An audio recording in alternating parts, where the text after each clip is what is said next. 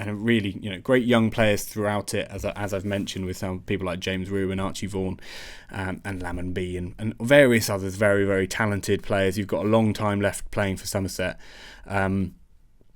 I think, the batting lineup, as I mentioned, is sort of categorised as that lack of quality at the top of the order. And again, it's sort of more of a relative thing. It's comparative to the other teams in Division 1 who they'll be competing with. It's just that there is such an obvious dearth of talent at the top of their lineup.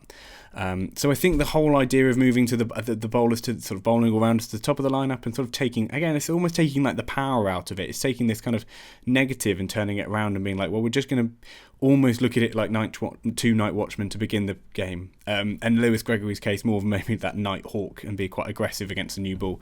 Because again, you could look at it in very basic ways as a sort of the opening batters is to try and take the swing off the ball and take the lacquer off it and make it a bit duffed up. And quite simply, if you've got two batters who can hit the ball quite hard and do that early on, of course, as everyone knows, is the harder the ball, the quicker it will go to the boundary.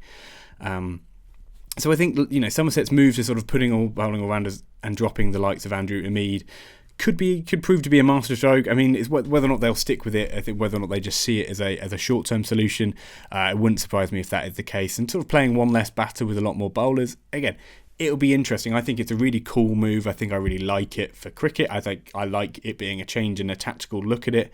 It's a weird thing to do, and it's not used to. But the county championship is kind of full of opportunities for that, I think. And then that's kind of what we've seen with Bazball and Test cricket. There's a lot of opportunity for bucking the trend in many ways.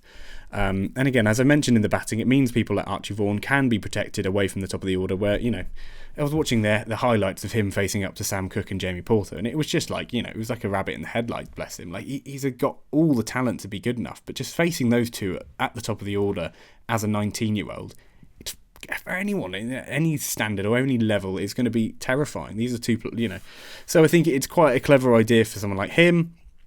Again, as I say, I'd be interested to see if Somerset stick with that over the course of a whole season.